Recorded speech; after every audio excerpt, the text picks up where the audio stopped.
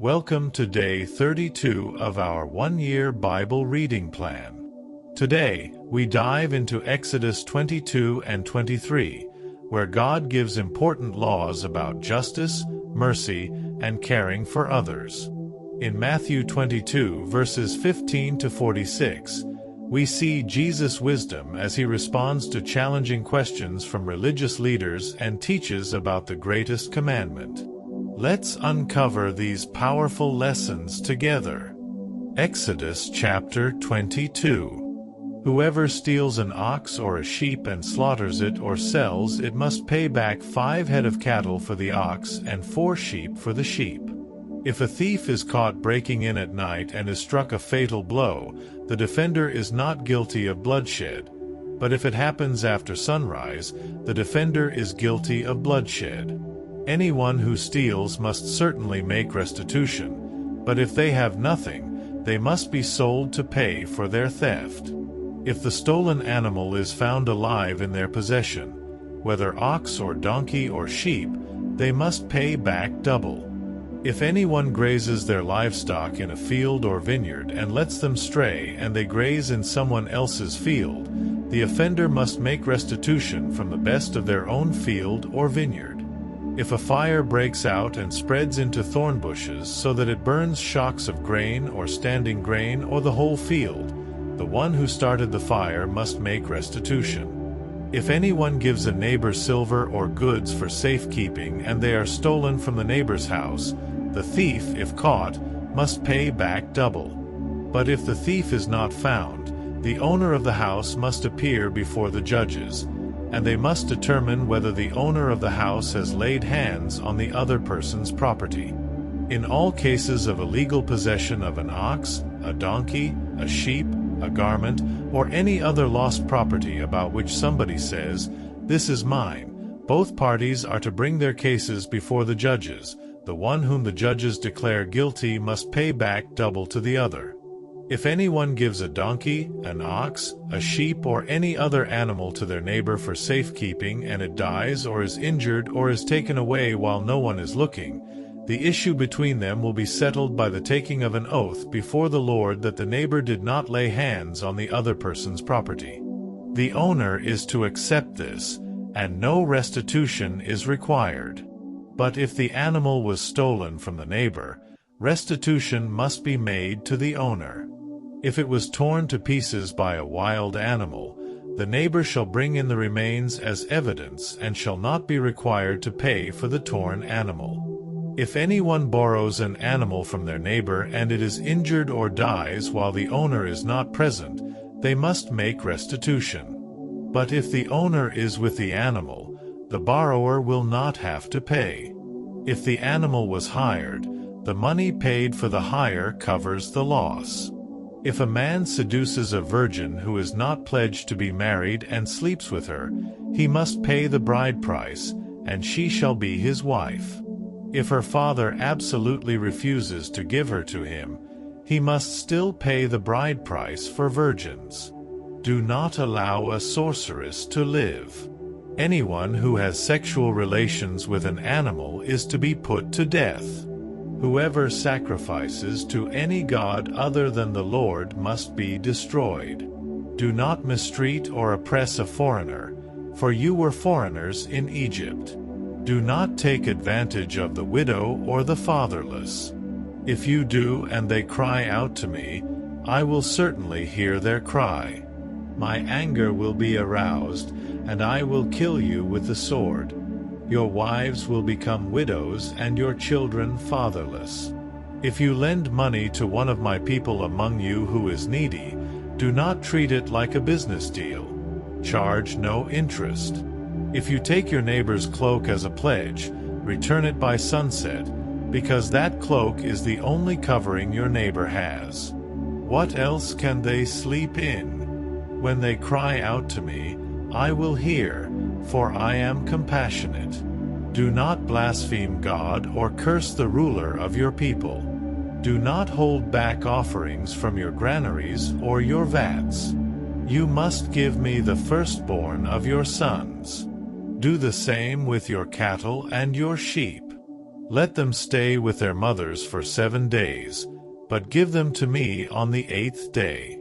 You are to be my holy people. So do not eat the meat of an animal torn by wild beasts. Throw it to the dogs. Exodus chapter 23. Do not spread false reports. Do not help a guilty person by being a malicious witness. Do not follow the crowd in doing wrong. When you give testimony in a lawsuit, do not pervert justice by siding with the crowd, and do not show favoritism to a poor person in a lawsuit. If you come across your enemy's ox or donkey wandering off, be sure to return it. If you see the donkey of someone who hates you fallen down under its load, do not leave it there. Be sure you help them with it. Do not deny justice to your poor people in their lawsuits. Have nothing to do with a false charge, and do not put an innocent or honest person to death, for I will not acquit the guilty.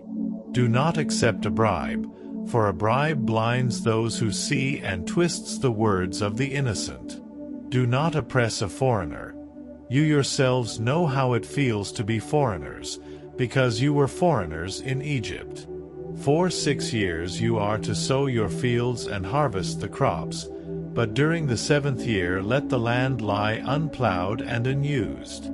Then the poor among your people may get food from it, and the wild animals may eat what is left. Do the same with your vineyard and your olive grove. 6 days do your work, but on the 7th day do not work, so that your ox and your donkey may rest, and so that the slave born in your household and the foreigner living among you may be refreshed. Be careful to do everything I have said to you. Do not invoke the names of other gods. Do not let them be heard on your lips. 3 times a year you are to celebrate a festival to me. Celebrate the festival of unleavened bread. For 7 days eat bread made without yeast, as I commanded you. Do this at the appointed time in the month of Aviv, for in that month you came out of Egypt. No one is to appear before me empty-handed. Celebrate the festival of harvest with the first fruits of the crops you sow in your field. Celebrate the festival of ingathering at the end of the year, when you gather in your crops from the field. 3 times a year all the men are to appear before the sovereign Lord. Do not offer the blood of a sacrifice to me along with anything containing yeast. The fat of my festival offerings must not be kept until morning. Bring the best of the firstfruits of your soil to the house of the Lord your God. Do not cook a young goat in its mother's milk. See, I am sending an angel ahead of you to guard you along the way and to bring you to the place I have prepared. Pay attention to him and listen to what he says.